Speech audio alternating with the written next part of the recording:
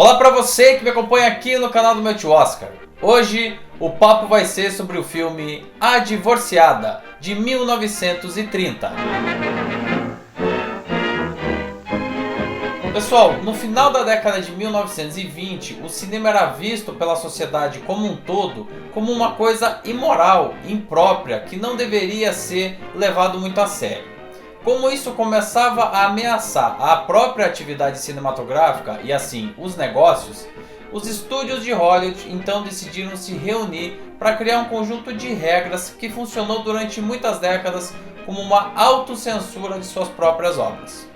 O documento era batizado de Production Code e supervisionado por Will H. Hays, e que ficou popularmente conhecido como o Código Hays. Inclusive, a Academia de Artes e Ciências Cinematográficas apoiou a implementação desse código e depois ajudou inclusive na fiscalização de suas obras. Mas por que isso é importante como introdução para esse filme que a gente está analisando? É porque ele foi produzido antes da implementação do Código Hays e lançado depois. Ou seja, ele pega aí um momento de transição entre os dois modelos e alguns aspectos e características só podem ser observadas em função disso. They're just human, so am I. That's why I don't want to wait. Jerry, you certainly say it straight. Sure, isn't that the way we're going to be? Straight from the shoulder, open above board. Oh, you're a great girl. And you know, you've got a man's point of view. That's why we're going to make a go of it. Everything equal. You bet. 75-25. Shake.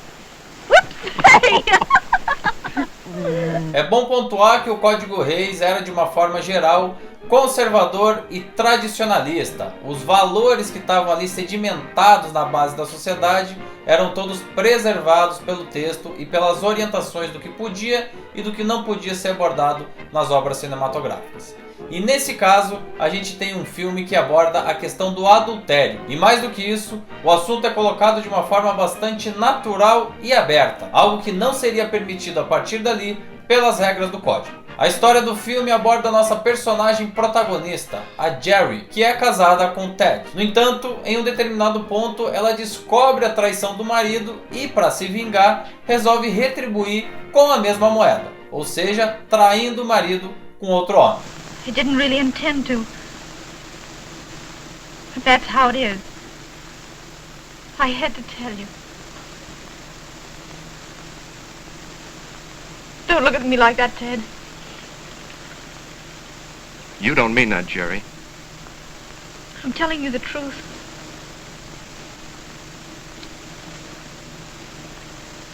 Who's the man? Oh, Ted, don't be conventional. Who's the man? I want to see him. Isn't it a rather good time to remember what you said? That it doesn't mean a thing? Shut up, you! Na época, esse filme foi considerado bastante progressista, a partir do momento em que ele coloca ambos os sexos em igualdades aparentes de condições. Quer dizer, a mulher descobre uma traição e ao invés de ficar se lamuriando, lamentando, chorando, ela vai lá e retribui da mesma forma. Agora, se a gente transportar isso para os dias atuais, é muito claro que esse filme, na realidade, é bastante datado e extremamente machista também nas suas colocações. Antes de mais nada, tem várias sequências ali que deixam bem claro como a traição masculina é minimizada dentro do roteiro, ao passo que a traição feminina é altamente condenada. A personagem da Jerry sofre muito mais com as consequências de seus atos do que o seu marido. Então, na realidade, não existe uma paridade de situações. Cada sexo reage de uma forma diferente e a mulher é muito mais punida pelos seus atos do que o homem. As reações são muito diferentes e também as justificativas de cada um, o que deixa os dois num pé de desigualdade bastante evidente. Esse definitivamente é o tipo de filme, o tipo de história e o tipo de abordagem que hoje não teria mais nenhum espaço dentro do cinema. E ainda que a percepção do público e da crítica na época de lançamento desse filme tenha sido diferente, vale lembrar que tem quase 90 anos separando a data de lançamento dos nossos dias atuais. Convenhamos que a sociedade mudou bastante em 9 décadas. Does this mean that you're leaving me, Ted? It's rather apparent, don't you think? Oh, don't let's make a mess of things like this. Spoil our happiness. Happiness. Don't you think it's a little late to talk about that? Well, you didn't think of that when... Oh, I see. You're going to put all the blame on me, huh? Oh, Ted, no. I didn't mean to say that. Bom, e para além dessa análise em relação à percepção da igualdade de gêneros, que mudou bastante nas últimas décadas, eu também tenho que pontuar aqui que me parece um roteiro exageradamente simplista.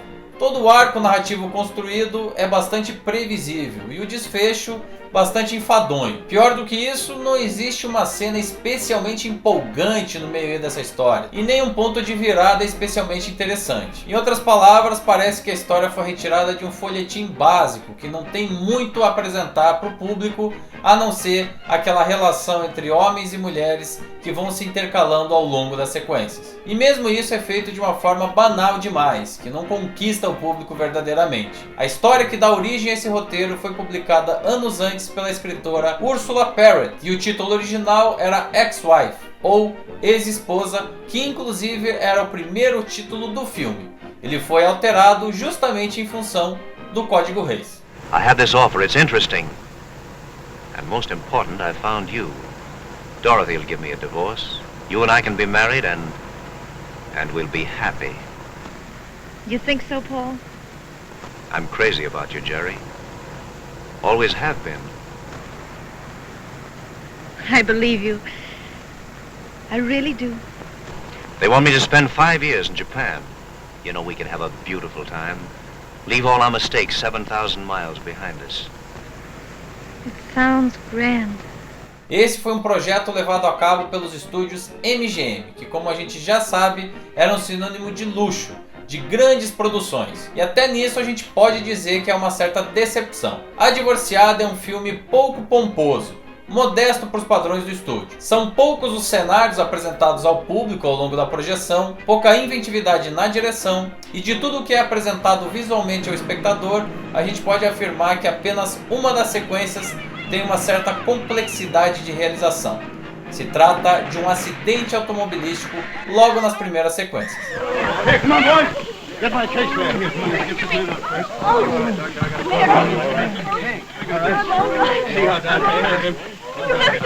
Dorothy! Oh, Dad, let me see him! No, please, let me see him! I want to see him! I've got to see him! Hurry! Oh, God, please! Don't stop me! Don't!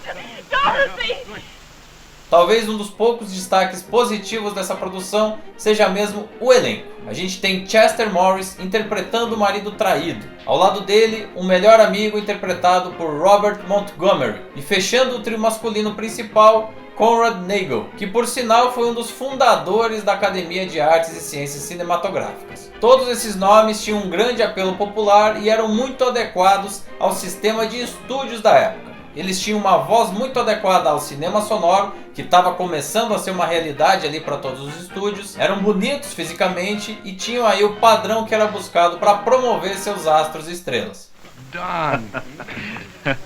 Well, this is luck. Well, you old son of a sea cook. I didn't even know you were in New York. I've been in Europe for the last few months. Just got back.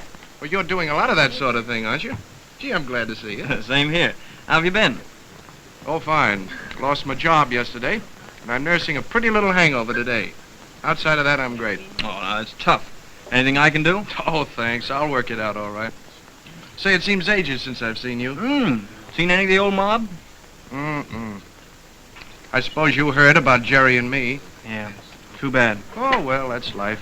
Agora, sem sombra de dúvidas, o grande motivo de existência desse filme é a sua estrela, Norma Shearer. Ela era casada com ninguém menos do que Irving Thalberg, um dos homens mais poderosos de Hollywood nessa época, até porque ele era o chefe de produção da MGM, o estúdio mais poderoso da época. Não à toa, grande parte dos esforços de marketing do estúdio estavam voltados para a promoção da estrela. Para vocês terem uma ideia, ela foi alçada ao patamar de primeira dama das telas, nas próprias palavras da MGM, em várias publicidades ali que rondavam os jornais da época. Durante um bom período, o estúdio conseguiu dar mais atenção a ela do que a outros nomes como, por exemplo, Greta Garbo, uma das maiores atrizes da história da MGM. Enquanto nessa altura do campeonato, por exemplo, Garbo estava estreando seu primeiro filme falado, Norma Shearer já vinha para sua quinta produção, já contando com A Divorciada. Aqui, obviamente, ela tem um grande peso na história. É a partir da personagem dela